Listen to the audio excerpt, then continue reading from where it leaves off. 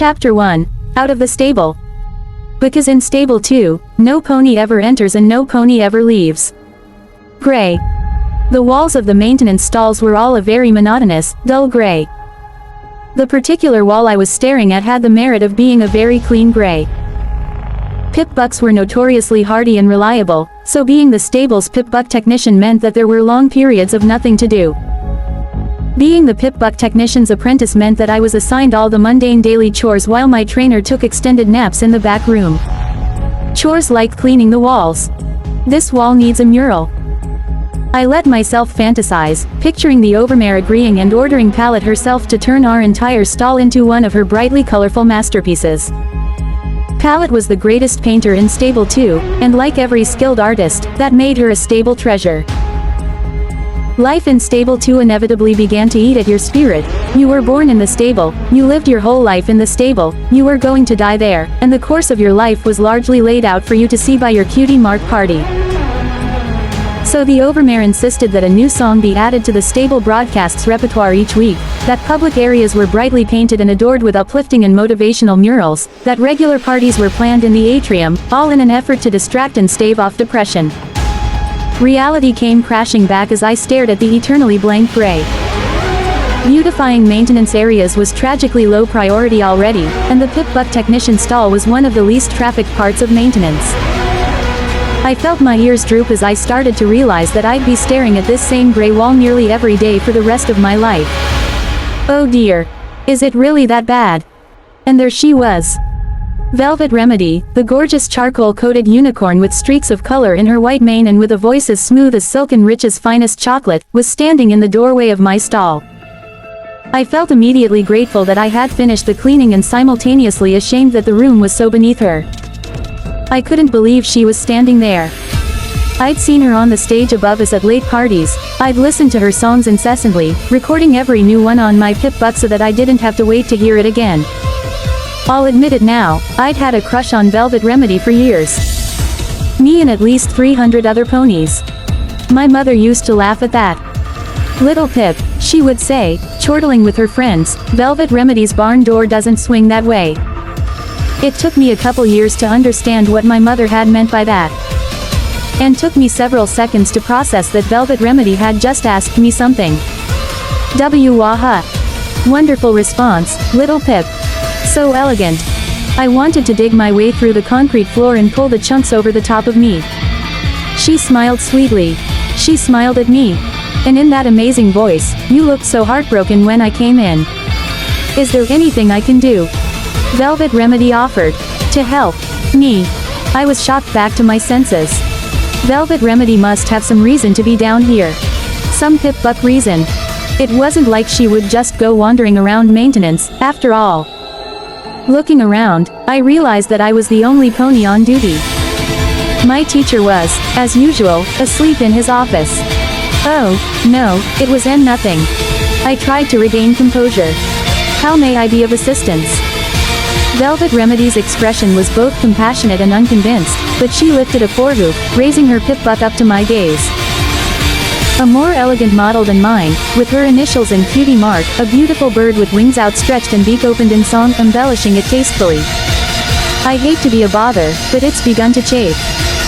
Could you replace the padding? Oh, absolutely. I was already levitating the special keys used to unlock a pip buck from a pony's foreleg. As an apprentice pip buck technician, I had all manner of special precision tools in the pockets of my utility barding. I'll have it done in right quick. The pip buck came off with a click. Velvet Remedy chuckled hesitantly, lowering her hoof. "Oh no, that's all right. Take your time. I'm going to put some salve on this leg back in my room and rest up for the afternoon." That's right. Velvet Remedy was performing at the Stable 2 saloon tomorrow night. I would have to polish it up, make it worthy of being worn above her hoof. If I spent all night on it, I could give it a full tune-up, have it running as smoothly as the day she got it, and still have it back to her before the show. All right. I'll have it back to you by this time tomorrow. You won't be disappointed. I promise. She smiled at me again, and all the gray in the world couldn't darken my day. Thank you. And then she turned to go. I watched as her cutie mark disappeared around the doorway. Then she was gone. The next day, I was whistling one of Velvet Remedy's songs as I walked down the halls towards her room. Her Pip-Buck was hovering along beside me in a field of magical levitation, freshly padded with the best lining I could find, looking shiny and new. I was tired from a long night or work, but in high spirits. Velvet Remedy was going to be so happy with my work. Turning the corner, I was startled out of my reverie by the mass of ponies gathered outside Velvet Remedy's room. Damn, I was going to have to battle my way through hoofprint seekers and paparazzi. Levitating the Pip-Buck higher, I started to shove my way into the crowd. She's gone. How could she leave? The hushed voices and panicked whinnies around me grew alarming. Why would she abandon us? Gone. Velvet Remedy was gone. And then the words that stopped me cold. I didn't think the stable door even could open. She was gone outside. Don't worry, every pony, boomed the voice of the overmare from somewhere in the crowd. I have the tag of each and every pony in the stable. I will personally send out a rescue party. We'll have our Velvet back by the end of the day. Worry not. I felt I was drowning in cold, wet cement. My gaze slowly moved up towards the Pip-Buck floating above me. I lowered my head, slowly trying to back out of the crowd, curling the floating Pip-Buck close. When the overmare brought up Velvet Remedy's tag, it would lead every pony not to Velvet but to her Pip-Buck sitting in the maintenance. With a thump, I backed into some pony, startling me enough that the levitation field evaporated in a poof and the clean and shiny Pip-Buck clattered to the floor. Turning, I found myself eye to eye with the overmare. She didn't speak, her gaze turning to the Pip-Buck on the ground. Velvet Remedy's initials and cutie mark clearly visible. What is this? The overmare spoke slowly, dangerously. All eyes turned to me. I could feel every pair of eyes. Nobody spoke. The silence bore down like a lead blanket. My mouth went dry. I couldn't find my voice. I didn't need to. I could feel the wave of loathing. Dozens of Velvet Remedy fan ponies, and I was the pony holding the reason why their idol was lost to them. The overmare's voice was low and surprisingly gentle. Take it and go to your room. Swiftly. She didn't need to tell me twice.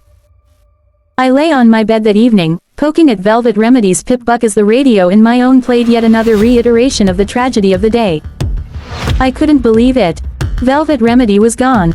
I couldn't understand. How could she leave? Why would she go? The door out of stable 2 was closed and sealed. Only the overmare knew the secrets to opening it, assuming it even could open.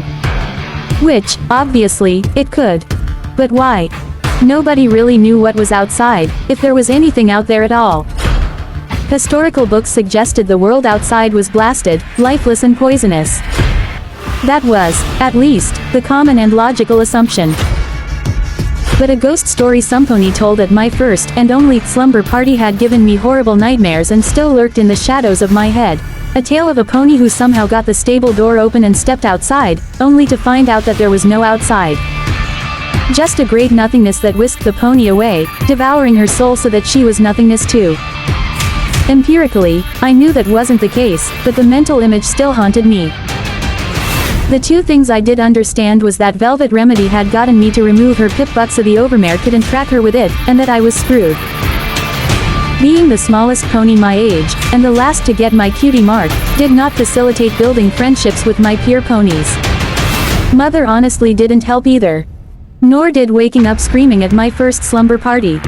So I was used to being alone. But I'd never had enemies before.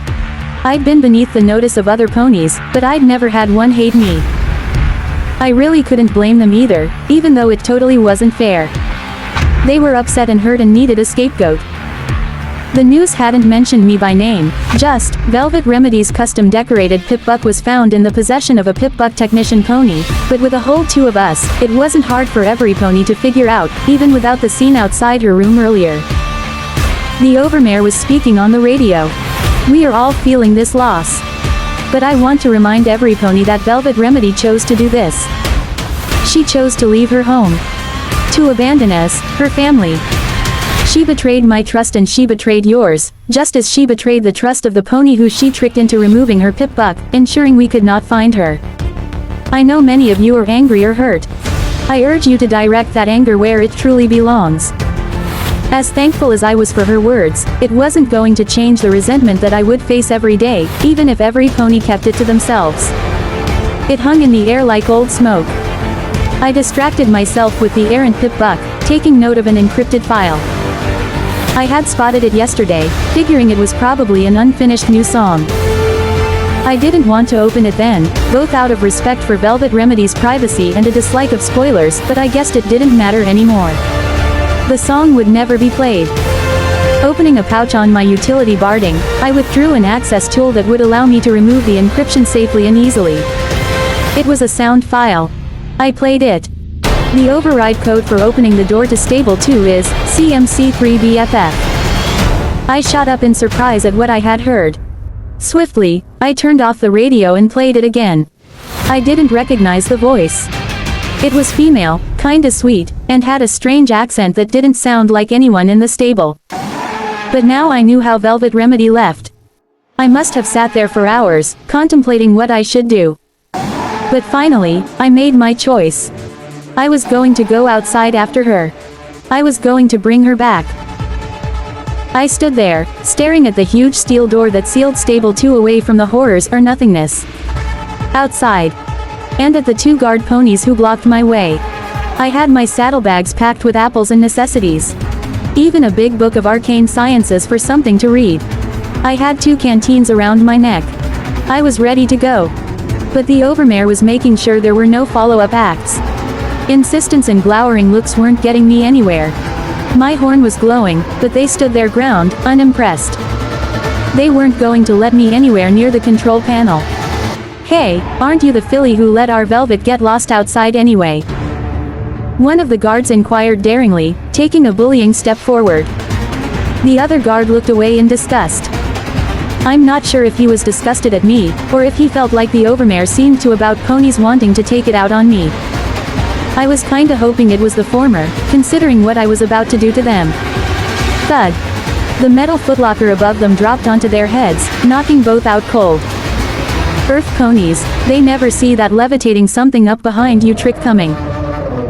I was at the controls, entering the passcode from Velvet Remedy's Pip Buck when the overmare's voice boomed through nearby speakers. Stop. I order you to stop this instant. Yeah, that wasn't going to happen. Guards. I want every guard pony at Stable 2 door. Stop that filly. Oh crap. My hooves flew up to the main switch for the door, and I prayed to Celestia that the code worked. Then, with all my strength, I threw the switch. A loud clanging filled the air, followed by a hissing of steam and a great rumble that shook the room. As I watched, the massive bolt that held the door from Stable 2 shut slid back. A huge hinge arm swung down, attaching itself to the door, and with a teeth-hurting squeal, pulled the massive steel door out and away. Randomly, I found myself thinking in my mother's voice, Stable 2's barn door doesn't swing that way. The door to Stable 2 wasn't supposed to swing at all.